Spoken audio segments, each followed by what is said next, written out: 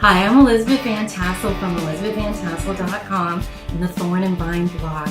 And we love the thorns in life, or the hard times, and the vines, how we come together and help each other. And I love talking about wonderful books and fiction. And today, I'm visiting with one of my favorite people, Sara Ella. Welcome to Thorn and Vine, Sara Ella.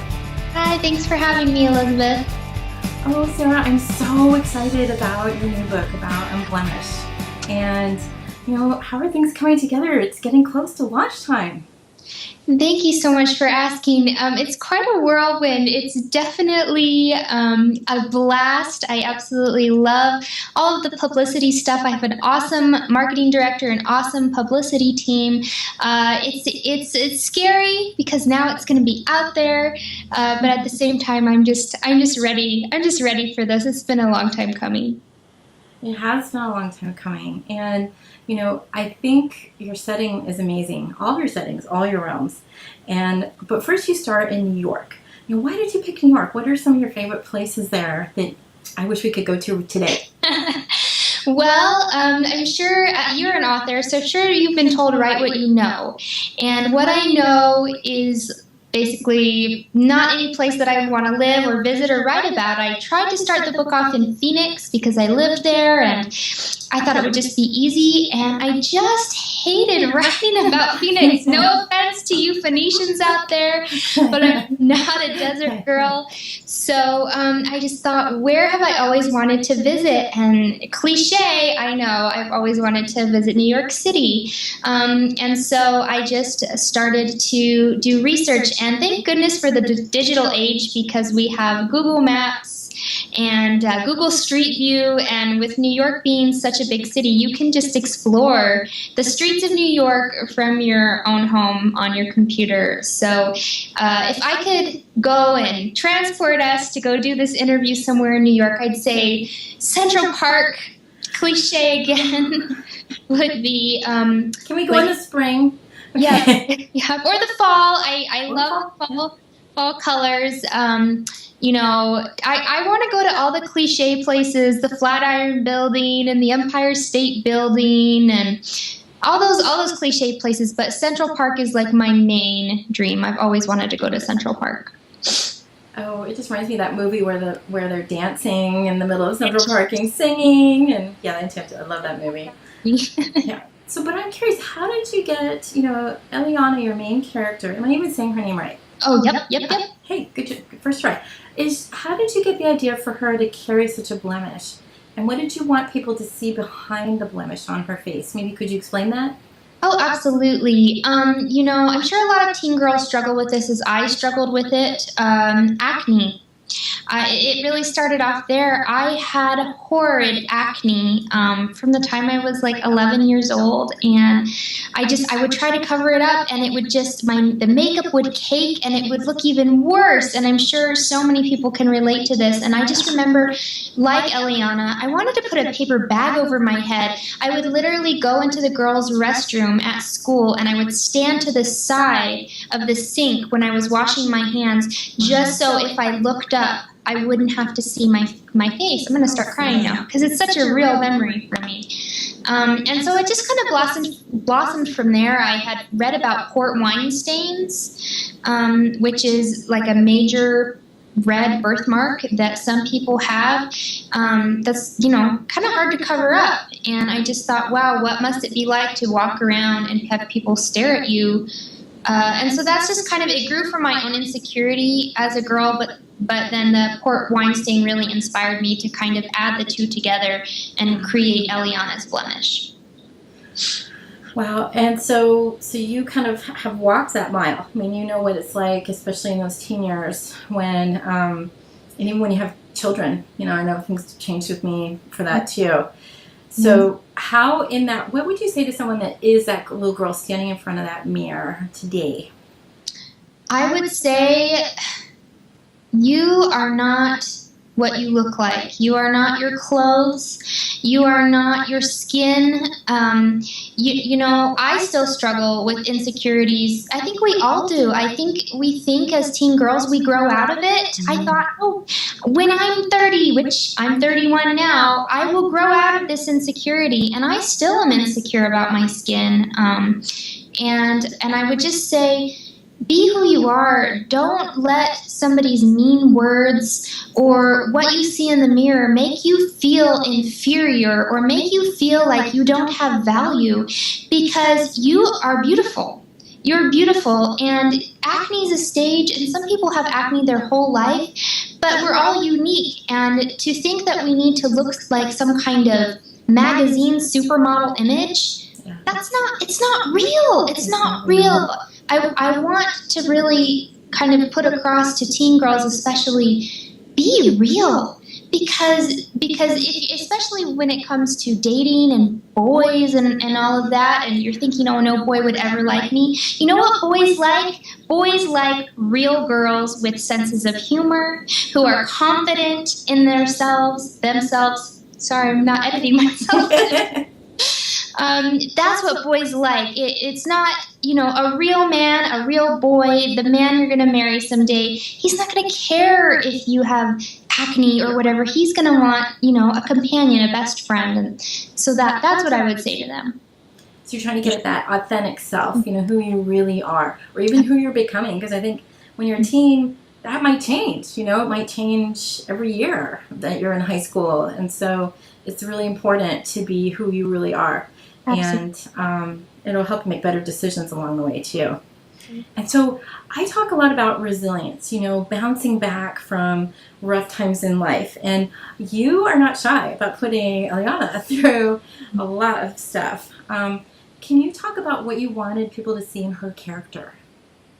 Well, I wanted a strong female heroine, and this is nothing against all these awesome kick-butt characters that we see in young adult fiction today, who already know how to fight and all of these things. But I kind of wanted to start her off with a lot of insecurity, and I know that may be a turnoff to some people starting the book, maybe thinking she's whiny or I don't know, whatever they would think about that. But I wanted to really start off with her being authentic and how I authentically remember feeling as a teen girl. And so I really wanted her to have a good arc and go from starting off like that and basically feeling worthless because of the way she looks to realizing that other people's words, they don't define us. And she's still got a ways to go because we've got 2 books left in the series. But I really just wanted them to see her arc and see her grow from that everybody's words stick to us. They stick to us to the point where she could get to the point where she could start letting those words fall off and not be the definition of who she is. I love that, Sarah. That, you know what? That's not just for kids, is it? That's for all of us, I think. I could use my own message, for sure. No, I'm sitting here with my sticky notes thinking, you know, what have people said to me that I might need to check off today? Yeah. All right. But anyways, there's enough sticky notes. So, one thing I love, you know, we're a musical family. I like to sing, and my kids play piano, and you brought music to just a lovely dimension to music with the story. What were you thinking? And I know you like music as well. All kinds of music. I'm glad you're asking about that because music is such a huge inspiration for me. You know, some people say that they don't like musicals because nobody in real life breaks out into song and dance. Oh, yes, they do. You haven't been to my house. I find that music is, I like to have a soundtrack to life. And some days that soundtrack is melancholy, and other days that soundtrack is dancing music. And so I really feel inspired by music. I have a whole soundtrack playlist for Unblemished on Spotify, if you guys want to follow me there and check it out. And I just really wanted to weave that in, not only because Eliana is a musical character, she loves music and musicals, so a lot of the way she sees the world is through that, but also just kind of put my own little spin on things. So if you're familiar with musical theater, you'll notice the chapter titles and the act titles are related to some musical theater things. And I just kind of wanted to really weave that whole musical theme through there. I don't want to give spoilers, so I'm not going to say anymore. Yeah, no, I think that's really neat. And, it helps us also in those dark times. I think music can change a day and change grumpy kids into a little better kids. That and chocolate, we'll leave that there. So I also noticed that kisses are very special in your book, and they even hold contractual power. That's a lot of power. What were you thinking when you put those elements together? Well, to be completely open with you, I've noticed a trend in young adult fiction, and this is not me judging anybody. I just have noticed a trend in which it's getting a little too adult for me, something that I would not approve of my girls reading at age 14 about two teenagers in bed together. And that may be realistic, and that's fine. I just don't want to portray that is the, that's the normal, or this is the way you have to be to get a boy to like you. And again, I'm not judging, but I really just wanted to capture that innocence and portray, a kiss. When you kiss somebody, I feel, and this is totally me being cheesy, I feel when you share a kiss with the right person, your soul connects to theirs, and that a kiss is a very special thing, and I really wanted to just kind of capture that, how special a kiss is, and when you're kissing somebody, you're tying yourself to them, and so I just kind of took that and put the magical element of it there in the book. I love that, and it's also part of, again, not being defined by how others see you or even media. And a short show that's 30 minutes long is different than real life, where it stretches out and you never see repercussions or hurt feelings, that angst if things don't go well. And because that's just the way high school and college and all of it can be. And so I love that you are treating your character, treating that kiss as a piece of treasure almost, I really love that. So,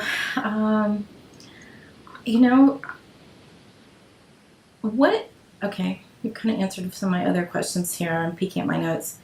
Tell me about Joshua and Kai. Now, those are the guys in your book, and they are very, they couldn't be more different than one another. And, how did you decide which one was going to be interwoven closely with Eliana? And what can you tell us before we even read the book? What should we watch for?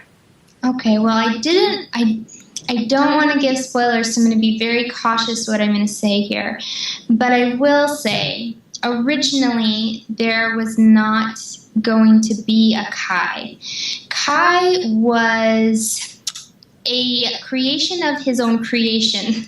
Let's just say he was meant to be kind of this side person, and he grew into something much more. And I just really, really like the way his character developed, how he kind of became something I never expected him to become, and with him and his acne and kind of relating to Eliana on that level, except for he has a totally different attitude about himself than Eliana has about herself. And then with Joshua, he, is kind of that best friend, big brother turned more character, very closed off, and it was always just supposed to be him and Eliana and kind of them going through the journey together.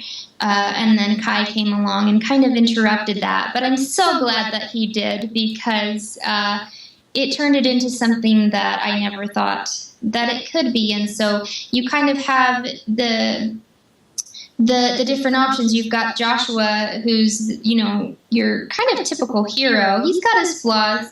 And then you've got Kai, who is just not who you would expect to be the hero. And I won't keep going on with that, but it definitely gives presents Eliana with some tough choices to make, with new love versus first love, and I'm sure we've all been there and struggled with that. I hope that answers your question. What was it like having Kai's character kind of wrestle into a larger role in the book? That sounds like it was kind of fun. It was, I struggled with it a lot, because I remember very specifically being in tears one day, thinking, well, this isn't the way it was supposed to go.